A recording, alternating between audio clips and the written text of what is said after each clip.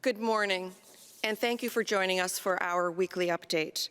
I'm pleased, as always, to be joined by Dr. Lawrence Lowe, Peel's Medical Officer of Health, Darren Rizzi, our Fire Chief and Director of Emergency Management, Sam Rogers, our Director of Enforcement, and this week we have a very special guest with us, Dr. Dale Kalina, Infectious Diseases Specialist at Joseph Brant Hospital. Before I give my COVID update, I want to briefly say a few words about the news that we heard yesterday that another mass grave was found at a former residential school site in Saskatchewan.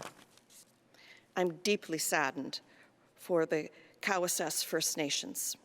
I'm deeply saddened that these atrocities happened in Canada and that this discovery will likely not be the last. It's a reminder of an incredibly dark chapter in Canadian history, but also reminds us that we have so much more work to do in this country to truly reach reconciliation. And while this atrocity occurred in the past, it is incumbent on us right now to strengthen our relationships, our respect and understanding of Indigenous communities across Canada. Mississaugans stand in solidarity with all Indigenous community members during this very difficult time. At the end of my COVID update, I will also be addressing the hurtful comments made by Mississauga pastor, Monsignor Owen Keenan. And now for our COVID update. I'm once again very happy to report that we're continuing to see huge improvements across the board in our fight against COVID-19. Peel Region is now averaging 21 cases per 100,000, and that's down from 37 last week. Mississauga is averaging just 20 cases per 100,000, and that's down from 34 last week. This is incredible progress from where we were just 2 months ago, when we were averaging more than 10 times the number of cases that we have today. This week, we've seen our lowest daily case counts since Labor Day. On Tuesday, for example, we saw just 22 new cases in all of Peel Region. I'm so proud of the work that everyone has done, listening to the advice of public health, and of course, going out to get vaccinated.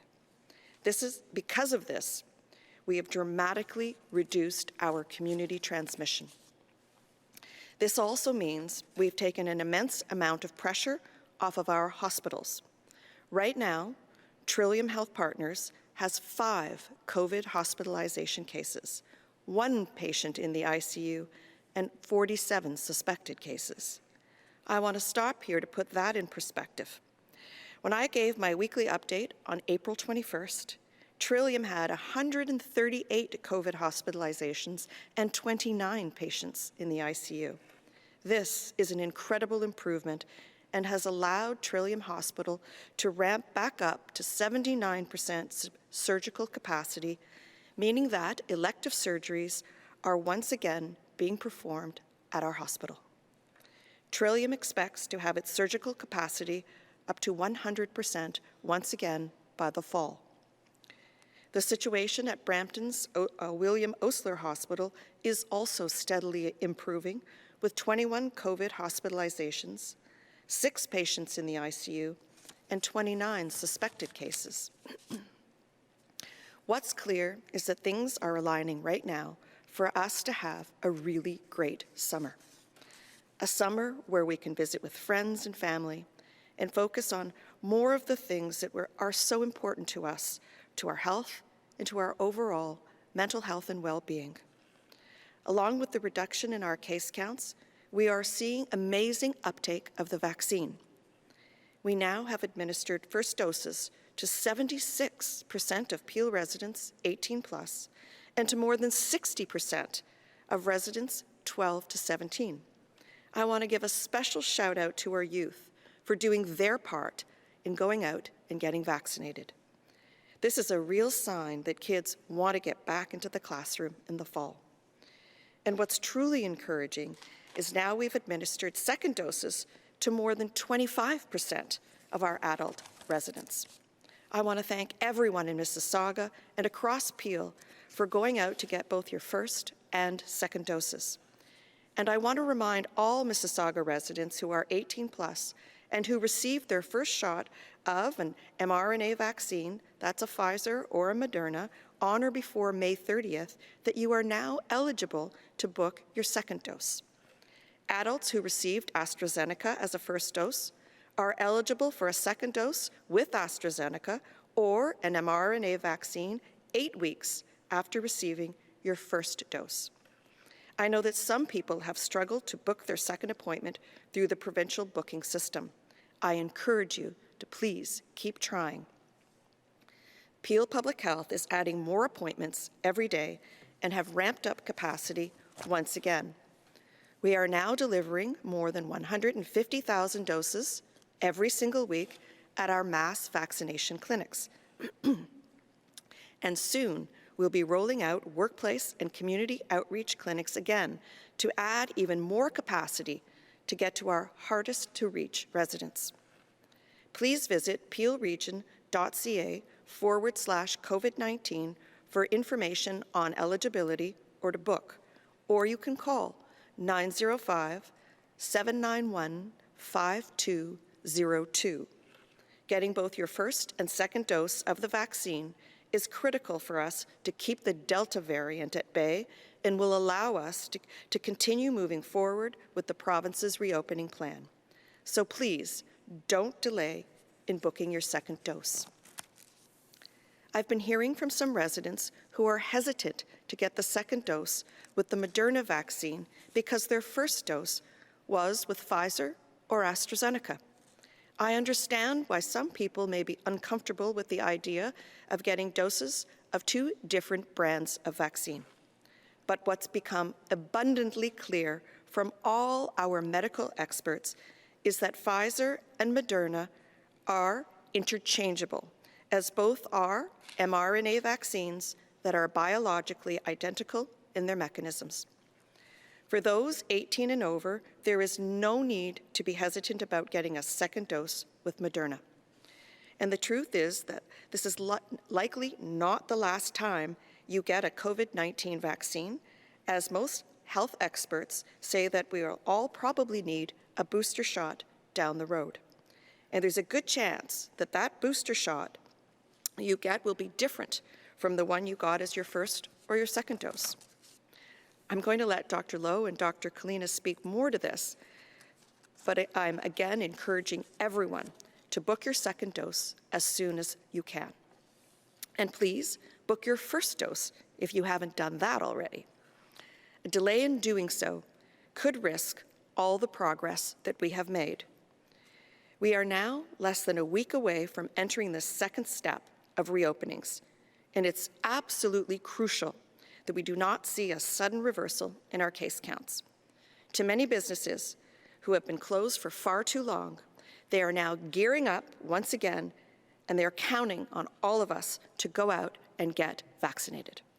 This is how we ensure that we continue moving forward with the province's reopening plan. Before I bring up Dr. Lowe, I just want to thank the Government of Canada for announcing earlier this week that starting on July 5th, fully vaccinated Canadians and permanent residents will be allowed to come back into Canada without having to stay at the quarantine hotel. I support this decision as it reflects the significant progress we are making on our vaccine rollout. Under the new guidelines, fully vaccinated residents are coming back to Canada and will need to show documents proving they've received vaccines approved by the Government of Canada at least 14 days prior to re-entering the country. Fully vaccinated travelers must meet the pre- and on-arrival test requirements, have no COVID-19 symptoms, have a paper or digital copy of their vaccination documentation, provide COVID-19 related information through the Arrive Can app, and have a suitable quarantine plan. The reason why travelers will still need to present a quarantine plan is in case it's determined at the border that you do not meet all the conditions required to be exempt from quarantine. Children who are not vaccinated will be able to go home with their parents, but must quarantine for the 2 weeks. We expect to get more guidance from the federal government in the coming weeks around rules about leisure travel. So Mississaugans, please book your second dose. Please continue following all guidance from public health. Please continue to support local Mississauga businesses by visiting a local restaurant for a bite to eat or a drink on their patio, or stopping by your local retailer. And remember that next week, you can book an appointment at your favorite hair or nail salon or barber. Mississauga, please enjoy the summer. We all deserve it. And now, I'd like to invite Dr. Lowe up to give his update.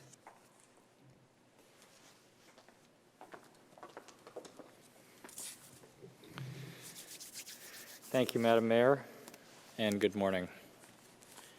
Mississauga's weekly incidence rate for COVID-19 currently stands at 21 per 100,000 population, with a test positivity of 2.9%. As Step 2 beckons in the upcoming week, I want to remind everyone that our continued reopening depends on the actions that we take. We must retain a healthy respect for the Delta variant, which renders first dose coverage only partially effective and has delayed reopening in the United Kingdom while driving an increase in hospitalizations in that country. We must continue to keep COVID down and to get our 2-dose vaccine coverage up. We are continuing to add almost 10% second dose coverage on our eligible 12+ population every week, and we currently stand at over 76% first dose coverage and over 25% second dose coverage of 18+ in the region of Peel. With the rate of vaccinations that we have at 150,000 new doses per week, we will soon get to broad second dose coverage that will eventually break the cascade between new cases and the severe outcomes of mortality and hospitalization. And when that happens, the disease control measures that we have had to employ will firmly become a thing of the past. I want to share that I generally agree with Dr. David Williams that considering Ontario's context, we have been able to avert the worst case scenarios in the course of our emergency response. With a disease that spreads from person to person, it's no surprise that where there are more people, there is more transmission. We also know that more internationally facing jurisdictions saw more seeding earlier, especially given Ontario's significant integration with the United States before border closures came into effect. Peel has been unique in Ontario, as Ontario has been in Canada. Peel is a highly populated region within Canada's most populous province, with almost as many people within our region's boundaries as all of Atlantic Canada combined, and demographic and economic inequities that existed before the pandemic that presented opportunities for transmission. I say all this knowing that this week is Dr. Williams' last week as our Chief Medical Officer of Health, and I wish him the very best in retirement. It has been wonderful having an old mentor and collaborative partner at the province through what has been a difficult response. I also welcome and look forward to working with Dr. Kieran Moore, our incoming Chief Medical Officer of Health, who is a long-term collaborator and friend of Peel Public Health as we move towards recovery. Together with the Chief Medical Officer of Health of the province and all our provincial partners, we are working to make this reopening the last reopening. So I am grateful that the provincial framework continues to take a gradual approach. I'm also grateful for our resilient community, which has come together throughout this emergency, and I know that we can succeed together using the tools and the knowledge we have. Delivery delays have plagued both Pfizer and Moderna at different times throughout our vaccination campaign. Luckily, the scientific basis and mechanism on which these vaccines were developed is clear. mRNA is mRNA. And while the labels may be different, both vaccines are highly safe and effective and will protect you, your family, and your community. 2 doses of any approved vaccine will prime and then boost your immune system to fight COVID and its variants. So if you haven't yet, please get your first dose of any mRNA vaccine to reduce your risk of death or severity. And if you have your first, do get your second to gain full protection. Visit peelregion.ca/COVID-19 vaccine for more information. Yesterday, people who had their first dose before May 30th became eligible for vaccination in the region of Peel, and we released almost 75,000 additional appointments. We will continue to release additional appointments as they come available throughout the coming weeks, and encourage anyone who is eligible under the current guidance to get vaccinated. I will also highlight that Peel Public Health continues to adhere to provincial direction in respect of youth vaccination, respecting the 8-week interval that has been put forward, and that is the current exception to the booking availability that we have at this time. Remember that the 2 doses that you get now are also not a forever thing.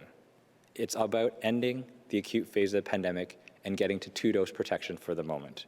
We must throw everything we've got into this effort and make the most of the supply that we have on hand.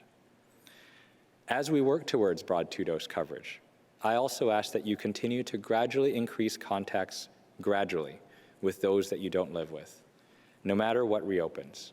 For now, I ask that you avoid packed social calendars in person, large crowds, and where possible, continue to distance, mask, and favor the outdoors with people who you do not live with. Let's all do our part and keep our reopening on track and permanent. Finally, I want to ask our residents to continue to be kind and respectful to all public health staff. I particularly want to speak out against the abuse and harassment of our vaccination clinic staff. They don't control the vaccine supply and are working tirelessly to protect you and your loved ones by getting what we have out there as quickly as possible. Please remember that the easiest way for us to get out of this difficult time together is together with kindness and empathy. Thank you, and I'll pass it back to Mayor Crombie.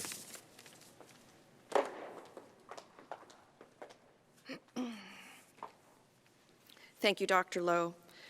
Both Dr. Lowe and I spoke of the need to get your second dose as soon as possible, and about how Pfizer and Moderna can be used interchangeably.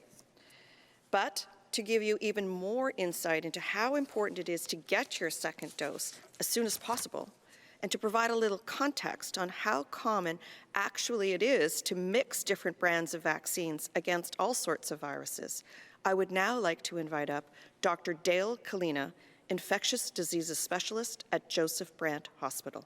Dr. Kalina, over to you. Thank you very much, Mayor Crombie.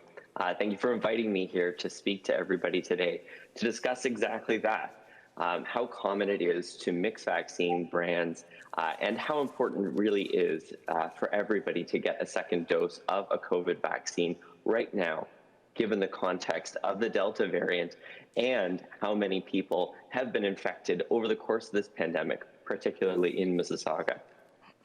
To start off, I am an infectious disease physician, and I have been on the front lines of this pandemic at my hospital in Burlington throughout the course of the past 15 months. And seeing people coming into the hospital with COVID, which is a vaccine-preventable illness nowadays, is heartbreaking.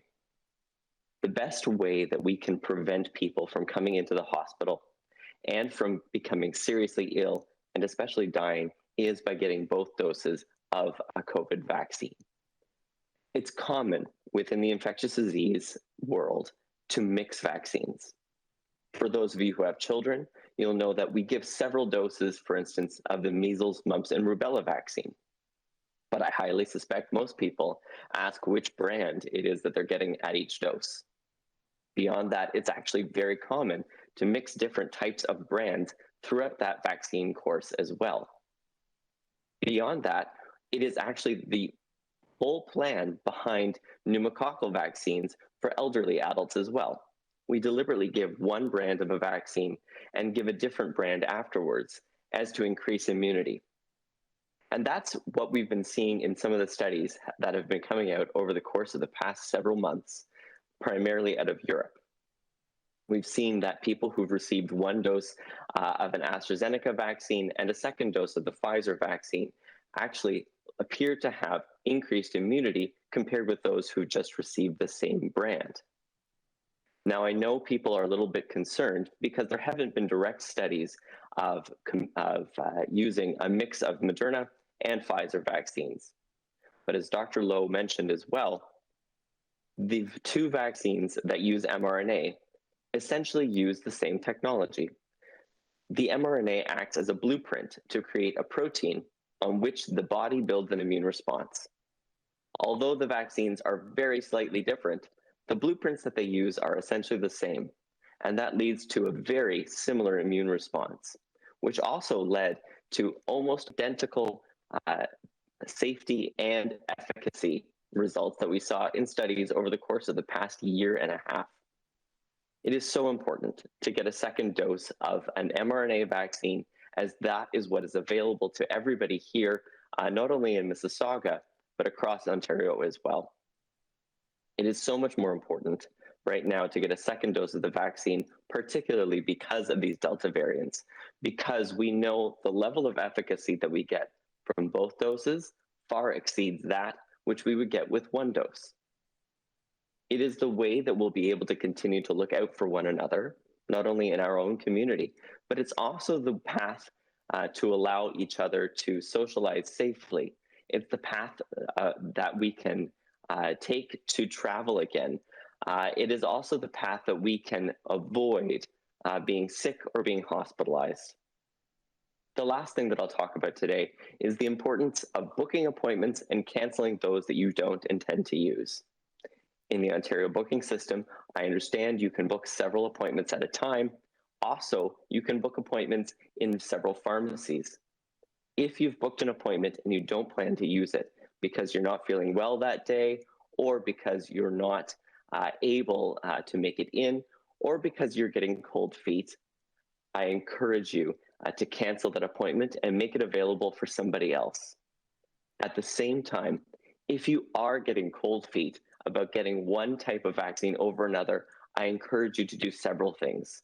First of all, look onto the Canada.ca website, the Health Canada website, to be able to educate yourself with the most up-to-date information from the National Advisory Committee on Immunization, and also Health Canada on which vaccine is best for you. While at the same time, I would encourage you to book an appointment with your primary care provider, either your family physician or nurse practitioner, to help answer some questions for you about what vaccine might be best for you, and to answer any questions you have about that vaccine. With that, I encourage everybody to get second doses and first doses if you've not had your opportunity of any COVID vaccine that's available to you, so we can all get back to supporting our community and being together once again. And with that, I'll hand it back to Mayor Crombie. Thank you again. Thank you very much, Dr. Kalina. I really appreciate you providing more context around how safe it is to mix different brands of mRNA vaccines. And now, if I may, I would like to read a prepared statement. I was extremely disappointed to learn about some of the comments my pastor, Monsignor Owen Keenan, made during recent homilies at the Merciful Redeemer Parish. Comments about the residential school system and about Catholic schools in Peel choosing to fly the Pride flag during Pride Month. In regard to his comment on residential schools, what Monsignor Keenan said was deeply insensitive to Indigenous Canadians, particularly at a time when Indigenous communities are in pain, as they unearth more mass graves at the sites of former residential schools. His comments show a fundamental misunderstanding of one of the core tragedies of the residential school system in Canada, that children were forcibly separated from their parents. For the first time, we are truly confronting our history and learning the truth about what really happened. I grieve for the hundreds and likely thousands of children in the unmarked graves who never had a full life and experienced tremendous pain and suffering and deep sadness. History is taught a certain way by those in power and often obscures the real truth behind what really happened. The Government of Canada and many churches, including the Catholic Church, operated Canada's residential schools for close to 150 years. Residential schools were instruments of cultural genocide used against Indigenous people. While we are finally listening to the voices of those who experienced firsthand residential schools, too many other voices were silenced and lost forever. As a practicing Catholic, I'm wrestling with how the teachings of Jesus Christ to love your neighbor as yourself are reflected in the atrocities that are now coming to light. No apology from the federal government or the church will be enough to undo the havoc that was wreaked through these institutions. But an apology is where we must start. It's basic, and it is a fundamental foundation to our reconciliation. We must learn the full and real truth, reflect on it, and act. All of us, the church included, must understand the role our predecessors played, and we must atone for the actions of our forebears and their sins. Then, and only then, can we attempt to reconcile with our Indigenous brothers and sisters. I was also very disappointed that Monsignor Keenan suggested in a sermon in the Dufferin Peel Catholic schools lacked the courage for raising the pride flag. This also stands in stark contrast to my own beliefs. Earlier this month, a group of Mississauga students burned a pride flag and posted it on social media, illustrating that we still have so much more work to do to eliminate hate and discrimination right here in Peel Region. I have spoken to Monsignor Keenan and told him how his comments have no place in Mississauga. He expressed his shame and remorse for the comments and told me he will seek the forgiveness of residential school survivors. In a statement posted on the Merciful Redeemer Parish website, Monsignor Keenan has unequivocally apologized. As a faith leader, he has a duty to seek the truth and redemption. Right now, communities across Canada are grappling with how to eliminate hate and discrimination, as well as how we can play a meaningful role in helping reach true reconciliation with Indigenous communities. All of us, individuals, governments, and private institutions, should not only be denouncing racism and discrimination, but working actively to build inclusivity in everything we do, which ultimately creates mutual understanding and respect, and which ultimately challenges existing prejudices. Thank you very much. And now, myself, Dr. Lowe, Dr. Kalina, Sam Rogers, and Acting Deputy Chief Nancy McDonald-Duncan are all here available to answer your questions. Mayor Crombie, your first question comes from Sneha Agrawal from CBC. Go ahead, Sneha. Welcome, Sneha. Thank you.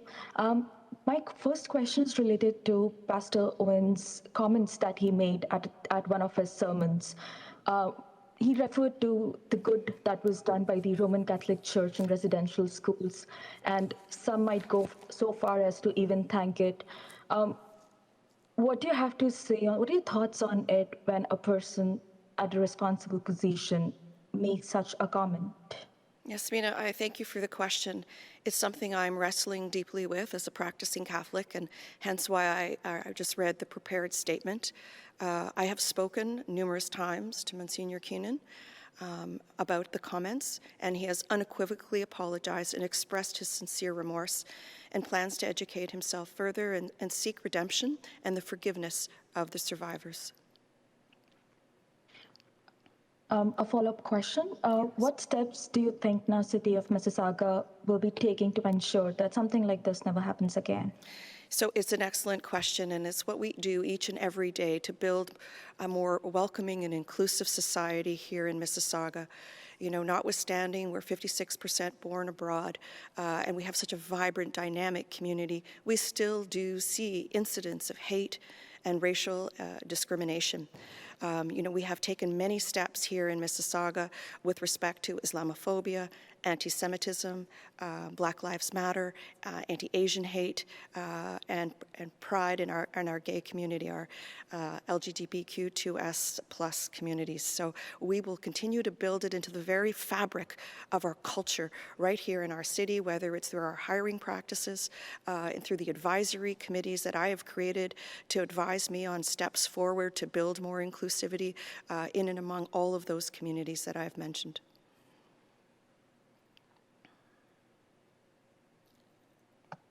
Mayor Crombie, your next question comes from Chris Pangilinan from CP24. Go ahead, Chris. Hi, Mayor Crombie. I hope you're doing well.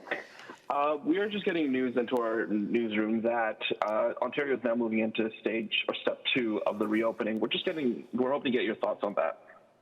Yes. Well, thank you for the question. I'm very pleased. Mississaugans have worked so hard following the advice and the guidance of Dr. Lowe and Dr. Williams.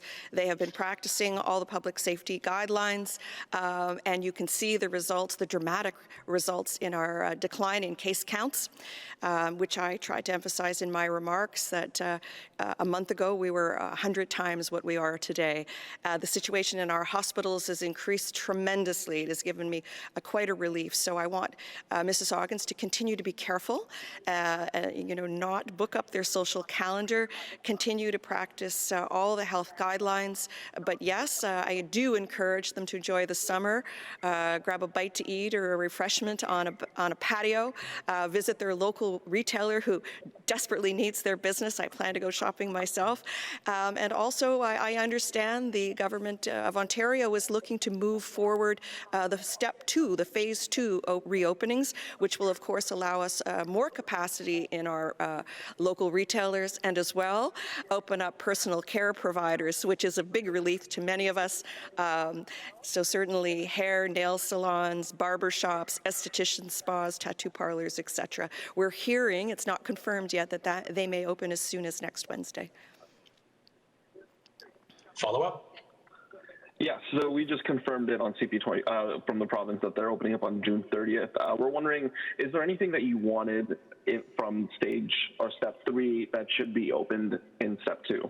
Oh, that's a very good question. I think it's very important to take this phased reopening approach. It's very important that we watch closely the impact that the reopenings have made. And it does take us 7 to 14 days to watch closely, monitor case counts, observe what the conditions are in our hospitals and with our public health. We want to be sure that our vaccine rates are continuing to increase as well. So it's very important that we do pause in between each phase. So I think we're on the right track with respect to what is reopening at what, in which phase, and I encourage the government to continue to monitor closely all indices before making any decision to push forward the phase 3 or step 3, as they call it.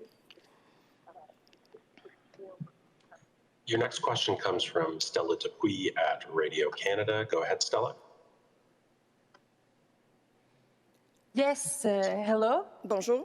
Hello, good morning. Bonjour. Bonjour. Donc, ma question serait pour Dr. Lowe. Voilà, merci. Voilà. Merci beaucoup. Tu parles français aussi? Oui, il parle français. Ah, vous parlez tous les deux français. Super. Alors, on y va? Oui, bonjour, Dr. Lowe. Donc, on vient d'apprendre que l'Ontario passe à la 2e phase du plan d'action pour le déconfinement le 30 juin. Je voulais avoir votre réaction. Est-ce que la région de Peel est prête?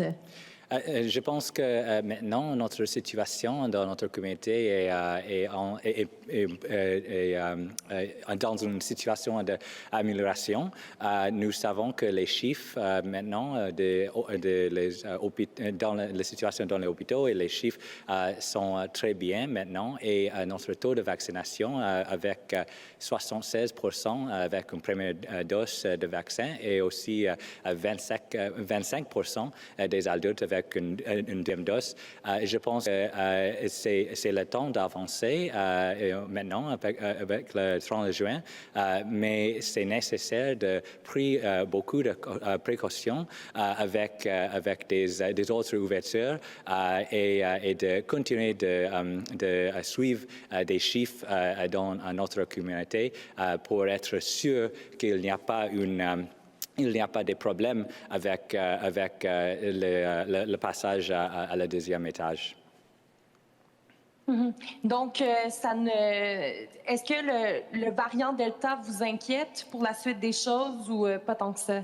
Non, je suis inquiet avec le variant Delta, mais je sais que nous avons un taux de vaccination avec 150 000 doses chaque semaine dans notre système maintenant.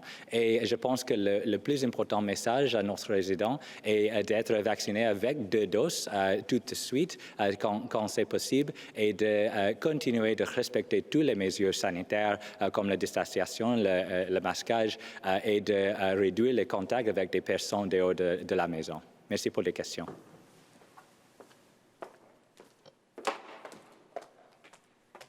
Thank you. Follow-up? No, that was both questions, Mayor. So Okay, your next great. question comes from Natasha O'Neill at the Pointer. Go ahead, Natasha. Welcome, Natasha. Good morning. Good morning. Good morning. And, both my questions are for Dr. Lowe as well, Perfect. but they're in English. Okay.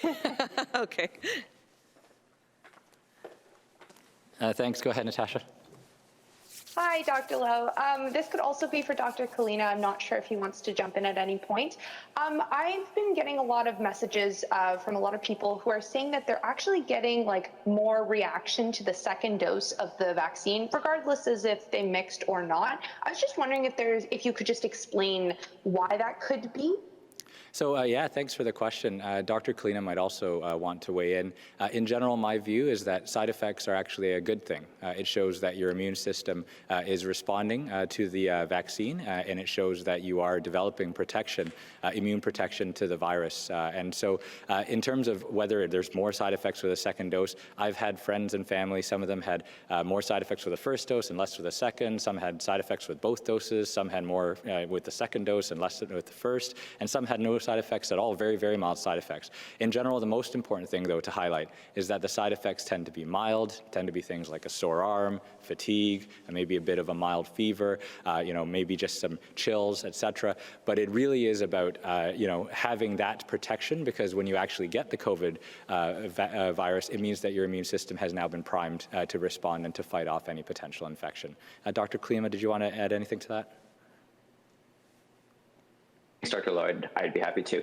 I completely agree. I think one of the things to remember is that with people that have received the mRNA vaccine, either Pfizer or Moderna, both anecdotally and also in the studies, we found that people had more of those side effects like fevers, sore muscles, things like that, with the second dose, as opposed to people actually that received the AstraZeneca vaccine, who are in fact more likely to have some of those similar side effects with their first dose. As Dr. Lowe said, and I completely agree, they're usually the result of your immune system fighting off what it can see in that vaccine, which is exactly what you want it to do. So while those side effects can last usually for around 24 to 36 hours, it is what people should expect, particularly after a second dose of the vaccine. The last thing I'll say is that we did see in a study that was released from the United Kingdom a few months ago that people that mixed both the AstraZeneca and then the Pfizer vaccine did see quite a lot of mild side effects, but fevers, chills, and the like after their second dose of a vaccine then as well. Back to you, Dr. Lowe. Thank you. A follow-up? Follow-up, Natasha? Yes. I was just wondering, are you pleased with the adequate amount of supply that the province is giving towards Peel region? Are we seeing a good uptick, would you say? So certainly we've had volatility in the supply chain. We had the increase in the hotspot allocation at the beginning of May. Subsequent to that, the return to per capita in the back half of May, and then a ramp up again with the Delta areas of concern piece. So I think our team has focused really on bringing back capacity online. And as I've said to some of the other questioners, to clarify my comments en français, 150,000 doses per week is our current capacity, and the province has been supporting supporting us with additional allocation to meet that. And that is just capacity at our hospital, with our hospital partners and our mass clinics. We continue to also roll out workplace clinics, community outreach clinics, mobile clinics. Those are all going to continue to roll to make sure that we're getting as much supply out there as possible. And because we are a Delta area of concern, the ministry has indicated that we can ask for additional allocation as requested, as needed, and they will fulfill as they're able to and as requested. Thanks for the question. Dr. Lowe, the next question is actually for you as well. All right, thank you. It comes from Steve Cornwell at the Mississauga News. Go ahead, Steve. Hi, Dr. Lowe, how are you? I'm doing very well, thanks, Steve. That's good to hear. Peel Health said over the weekend that a Pfizer shipment delay was going to affect clinics until at least Thursday. Just a two-parter. Is there an update on where that shipment is? And there's been some comments on Moderna hesitancy. Are you concerned at all that the numbers of folks that might not want Moderna might disrupt Peel's vaccination plans and targets? Yeah, Steve, I'll start with the second question first and just really make very clear that I'm very grateful that the vast majority of our residents understand that that mRNA is mRNA and that getting to 2 doses is the surest way to ensure that they are protected and that protecting our community. We do know, however, that there are a small number of people who are holding out for their brand of preference, and I really can't say this clearly enough. The aim is to try to get to 2 valid doses broadly throughout our population to continue to assure our reopening and to exit the acute phase of the pandemic. So I think the analogy, and some people maybe don't necessarily appreciate analogies, but I think the easiest way to say it is that if you're on an island that is, a hurricane is bearing down on the island and you've got a seat out and it's not your preferred airline, chances are you're going to take that seat rather than wait for a few weeks for your preferred airline to have some availability. And I think it's really important that we continue to work together, and I'm grateful that most residents have continued to roll out their sleeves and to get Moderna, which is an excellent vaccine that I also obtained and received myself. In respect to your first question, the Pfizer shipment is scheduled to arrive, and I believe it was scheduled to arrive yesterday evening, and I believe that was the case. Great, thank you. I actually have a follow-up for either Mayor Crombie or Fire Chief or Deputy Fire Chief McDonald Duncan. Steve, I'll kick it off, and I'll invite Nancy McDonald Duncan up as well. Hi, Mayor Crombie. Just the gas leak that happened recently this week. Could you give us any details on what had transpired there, and also just in terms of it seemed like there was a bit of a bullet dodge. Can you kind of describe it? How dangerous of a situation was that? Well, thank you for the question, Steve. I think it was a very dangerous situation. I believe it was a contractor that hit the gas pipeline and caused the evacuation of 27 homes, including Councillor Starr and many in the surrounding area. And of course, I want to thank our brave fire and emergency services for the work they did all night long to assist the evacuees and to be on site, on hand, assisting Enbridge and all the workers trying to repair the damage to the gas pipeline. And fortunately, no one was hurt and no property was hurt either, which is also great news. And I think we averted what could have been a big disaster. So may I invite Nancy up to the podium, please? Thank you.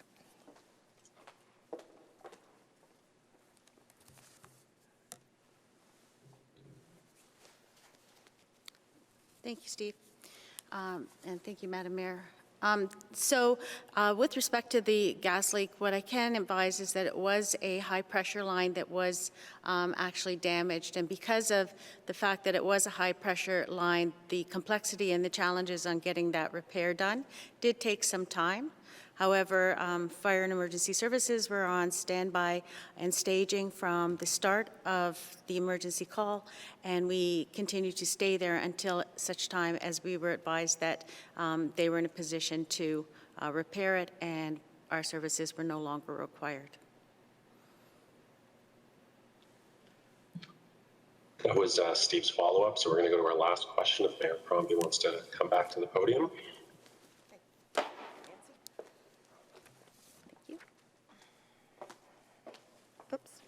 You want this as well? We'll get it later. Oh, I'm back. Thank you. Morning, Mayor Crombie. Good morning. Good. It's Khalid from My Second Home TV. Yes, Go ahead, I recognize the voice. Good morning, so Khalid. much. Thank you so much, Daniel. Even if you didn't my name, but you mentioned the last question, it's reserved for me. Thank you so much. Always is, Khalid. Thank you so much. Mayor, last week you made an announcement about the Tex aerial spraying, which is, of course, great.